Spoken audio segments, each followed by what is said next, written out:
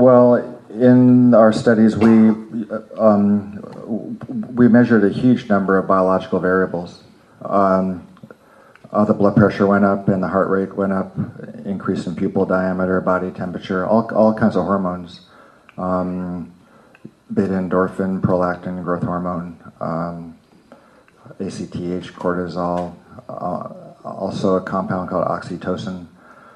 So there was a huge response within the body to a big dose of DMT. I think even more important, than the biological mechanisms of action, which I think is a lot of what's going on with the current research with these drugs now, is, what's the content of the psychedelic experience as opposed to what's the mechanism of action, by which they're taking place. So, that's where it, kind of returns to the nature of the full, psychedelic experience that, so far people are kind of sidestepping, for the sake of, political expediency right now. Well, talk to us about it then. Let's not do that. What about the content? The content of the psychedelic experience is so controversial that we don't want to talk about. Is it like seeing God or something? Well, it's clearly isn't, Kansas.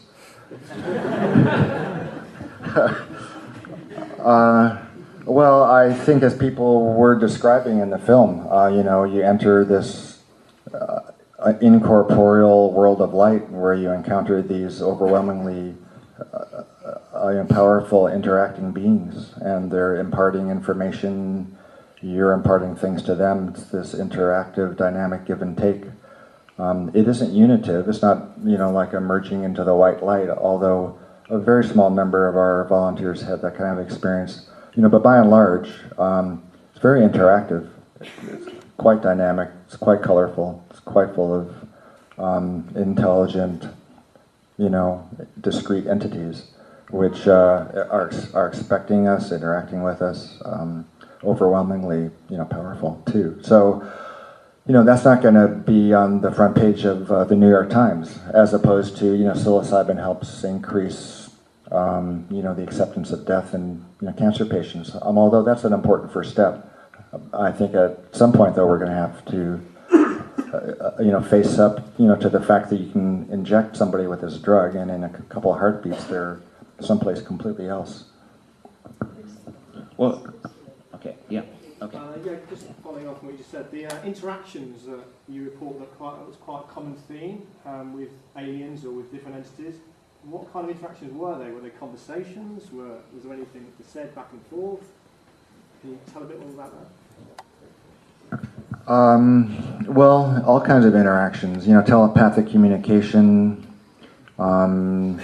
exchange of emotions, operations, the placement of, things in the body, predictions of the future, things like that. About your aura photography, how about when you're in your process of either any kind of chemical that you have, that you can take before and after pictures of your aura photography and see how your colors look and see if you get a more enlightened spirit of colors? Is that an option? Yeah, but at the time we weren't doing that, but that's a reasonable experiment, I think. Well, you could look at that kind of photography and compare before and after for sure. Yes. What are your thoughts on salvia divinorum compared to DMT? It's comparably strange and comparably quick. The time course is quite similar, and you enter into some completely different world, which is a little more similar to this one, it seems like, but it's inhabited as well. I think if you consider the brain and consciousness as like as a radio or as a television set, it isn't inconceivable, to think about different channels that you can kind of tune into with a recalibrating of the chemistry of the brain, which will then alter, the receiving characteristics of consciousness as a result. I'm keen on hearing your reactions to the movie too, so, I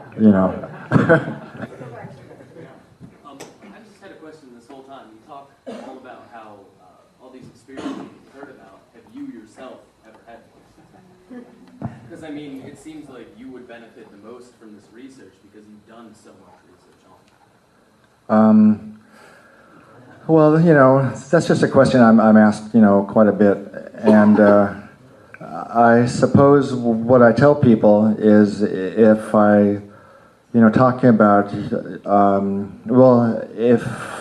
I tell people that I've used DMT, then I'll be accused of being a zealot. And if I tell people I've not smoked DMT, then I'll be accused of, not knowing what I'm talking about.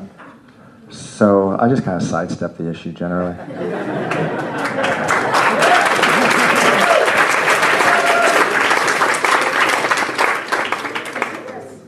Alex said earlier that there was a quote, something along the lines of, what we create as reality is in our own minds, to most extent. Well, a neuroscientist that said everything that we experience is a figment of our imagination.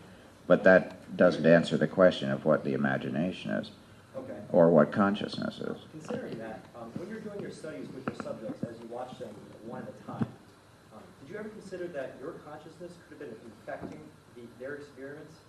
And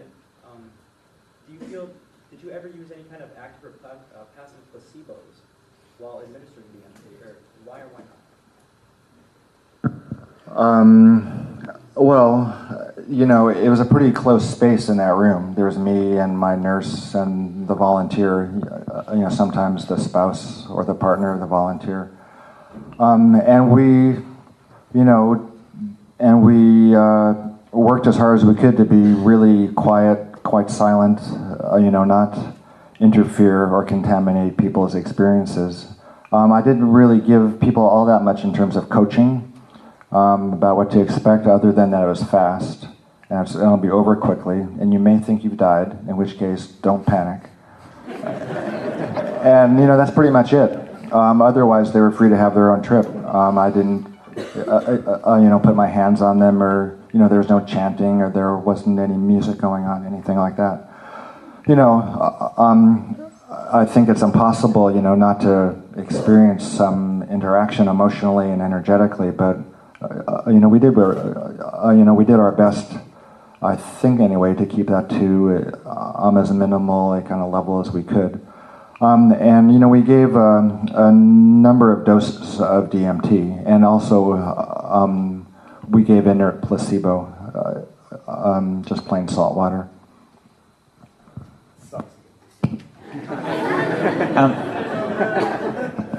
Rick, there's this whole phenomena of having your eyes open and closed and being in this other realm.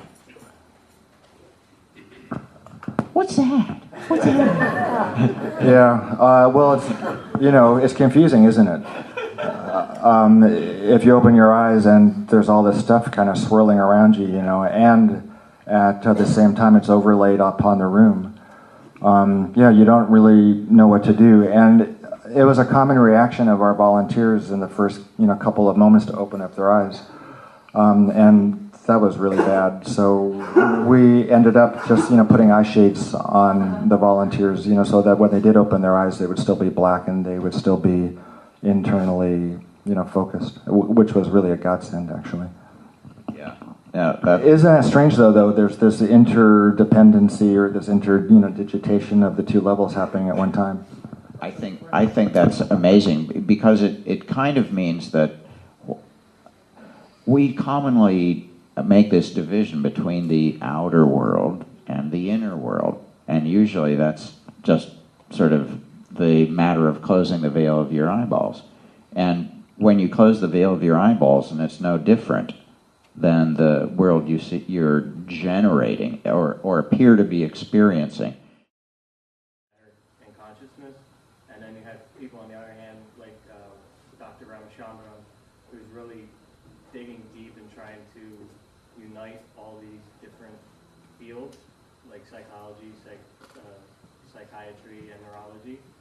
And what do you see as the future of that, and if that will benefit? And for art,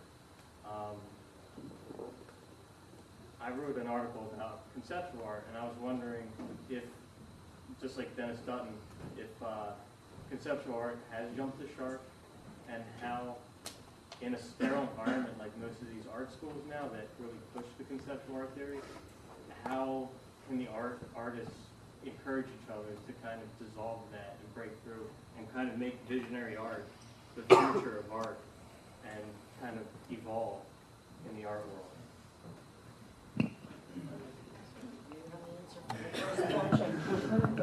Well, I kind of do. So there's this concept called the explanatory gap, which I think has not been bridged, and I don't know if we're much closer to bridging it. And that's the gap that exists between brain physiology and subjective experience. We still don't really know exactly how the two are correspond to each other. So we could really fine-tune what's happening with the neurotransmitters and the electrical activity and all that, but exactly how that's translated in one person in their mind to the subjective experiences that they're undergoing at that moment, it's still a mysterious thing. So I don't know if we're much closer. I think it may be one of those gaps that we make smaller and smaller and smaller, but we never bridge. I think that's kind of the miraculous element of it. And as far as I think that's already happening, and the arts are already infested with people having bored through normal reality and found other worlds through a variety of means. And some of them find their ways here to events like this. And artists kind of band together and are, I think, starting something. People get lit up after they have these experiences, and they want to find camaraderie. And we've found all over the world there's a love tribe that's kind of got their ear cocked for this kind of information.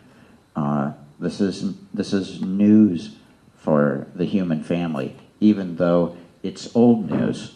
It's the oldest world religions, started with psychedelics, and now through the gifts of science and scientific research, serious interest is again making it legally possible to discuss these matters, and perhaps we can not react so negatively, and they will find their place in the sacramental arsenal as well as the medicinal. I wanted to turn our direction just for a moment to Mitch, who made the film, and I wanted to ask you, tell us a little bit about when did you start this film, and what made you decide that this would be your subject?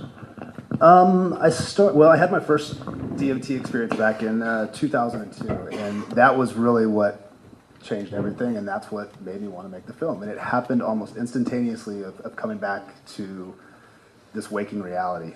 And it was also the first substance I'd ever tried that I didn't want to touch again until I researched a lot more, and obviously came across Dr. Strassman's book, excuse me, and knew that was the way to tell the story. I needed to have that kind of scientific backbone, I thought, to allow people to kind of swallow it a little bit easier. And also, from the beginning of my life, I've had strange experiences, very DMT-like experiences without ever touching psychedelics. And each one of those experiences, they're completely overwhelming, beautiful, sometimes frightening, but they all seem to have a similar quality to them. And they kept leading me back, I think, to psychedelics and then ultimately DMT. And all these strange experiences that I had for 28 years prior, all of a sudden were completely justified, and they made 100% sense. And to me, when that happened in that moment, that's what said, okay, this is something that really has the possibility to benefit the world, because I saw it with myself, and having all those experiences justified, it just kind of set everything up that this was not.